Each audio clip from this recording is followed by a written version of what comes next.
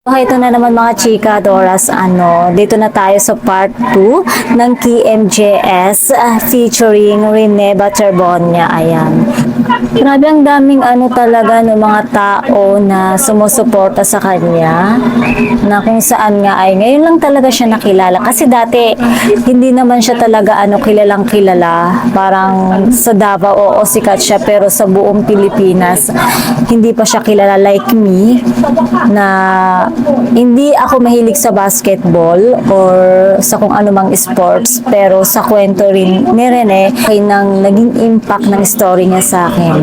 Ayan yung mga kasamahan niya. May nagsasabi na parang hindi sayang si Rene kasi nga parang na-fulfill niya yung mission niya. Para sa akin, sobrang sayang. Ito siya mismo sa Talacogon, si Miss Jessica Soho, para personal na bumisita sa Borol ni Bobet nga. Ay, napaka-historical maker talaga ni Rene. Grabe.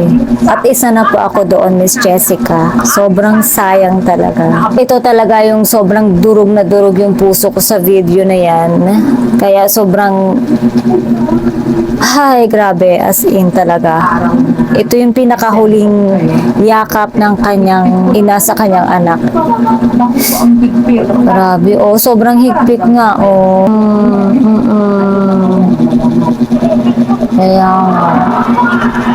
Kaya meron akong nabasa, sabi nila kung magkakaroon daw sila ng anak, ay gusto daw nilang kaugali itong si Rene Baterbonia. Kaya naman gusto nilang pangalanan yung magiging anak nila na lalaki na Rene Clert, and then yung nickname daw is Baterbonia. Grabe talaga yung impact ni Rene, no?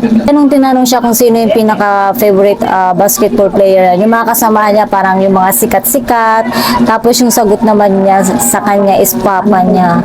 Kaya yung pinaka-priority talaga niya palagi is yung mga family niya, kapatid niya, ganyan. Sabi nila inalagaan ng Ateneo de Davao, pinabayaan lang ng Ateneo de Manila.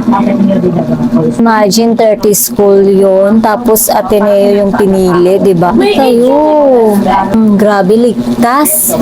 Di ba yun yung number 1 na sinabi niya, ligtas, pero ano nangyari? Ito na yung pag-alis niya, papuntang Ilang buwan ito. Ilang buwan ka siya? Hindi araw lang, June 4 to. June 4, and then June 8 yung nangyari.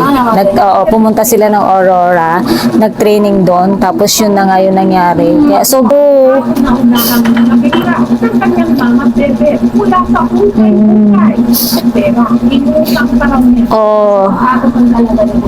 grabe talaga yung story niya. Kasi walang katumbas na halaga yung mga bagay na personal ni Rene. Diba? Kasi napaka, may sentimental value na siya. So, pagdating sa kanyang pamilya, gaganting siya. oo nga, napaka-selfless, napaka-genuine, nakakaiyak naman talaga. Grabe ka naman, Bobe. Tapos ililibing na siya sa June 24.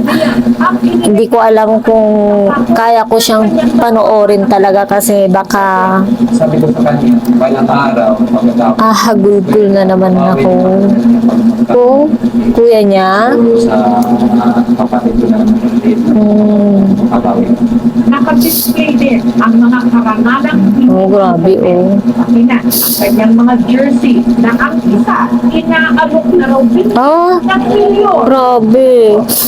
Kahit ilang milyon pa yan ibibigay, kasi lahat ng mga jersey na naman. Kaya nga naman. Oo nga naman. Kung ako din hindi ko ibebenta talaga. Oo. Nitong Biyernes, binigay ni Bebe ang isa sa mga jersey. Ayan, may PWD. Ano pa siya? Fan.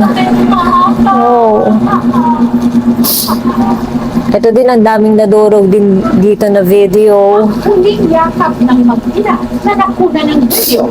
Ginawan din ang twin.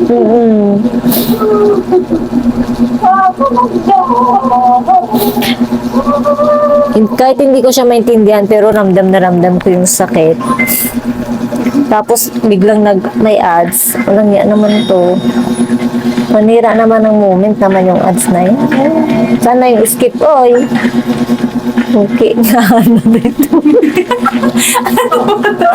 Bukas. Ay, Os lupa pa yung sahig niya, oh. Pero yan daw ang Diba? Ito yung naging, ano niya, dito siya nagtitraining. Oh. malilimutan sa kanya. Ayan pa, ito pa yung mga lumalabas niya, yung nagbrigada siya. Tayo para Oo. brigada ito. Tapos para may pinangako pa ata siya dyan eh. Pupunta na Kabait talaga na bata. Na rin ako magtataka kung bakit madaming sumusuporta sa kanya. Buo na nga lang niya ibibigay pa niya. Hindi marunong sa mga naiwan ko siya ng mga gamit. Pagkala ng mga Ayun sa atin na yun din yan. At Ateneo de Davao. Pero dapat kasama sila. Tapos nun, parang nauna si Rene. And then, susunod sana sila. Tapos, ngayon, hindi na sila matutuloy kasi pinili na nila yung Dilasal.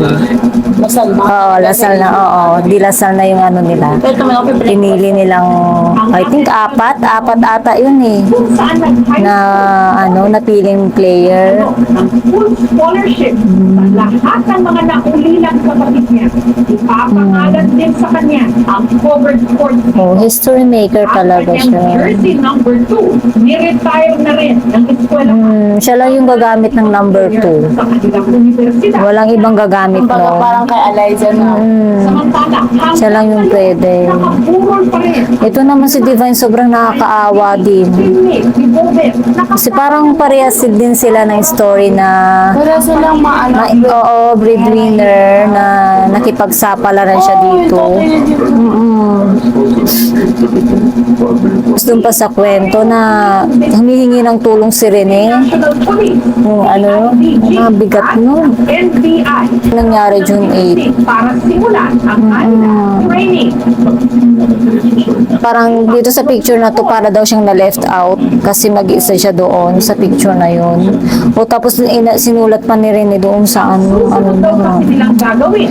Sakit talaga, sobrang sakit. Kung saan kailangan Grabe po. Question pa dito yung pag-CPR. Kasi pinatigil daw yung CPR eh. Eh dapat dire-diretso daw yun. Na yung babaeng yun, oh.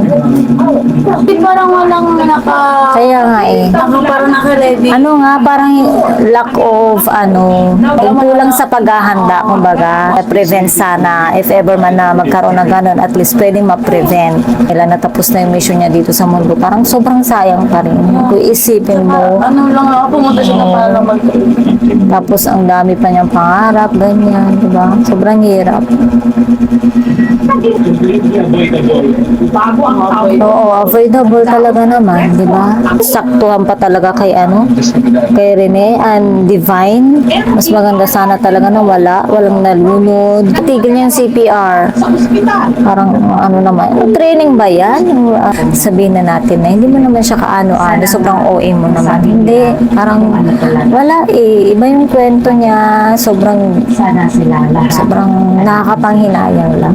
Story na may malasakit at katotohanan.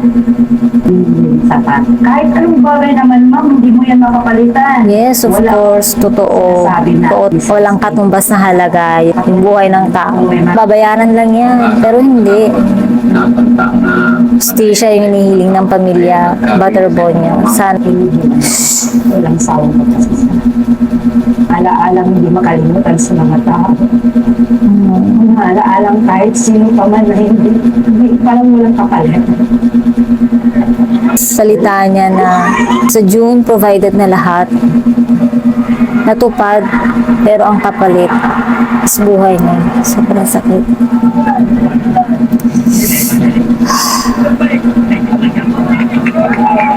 Sobrang sakit nito.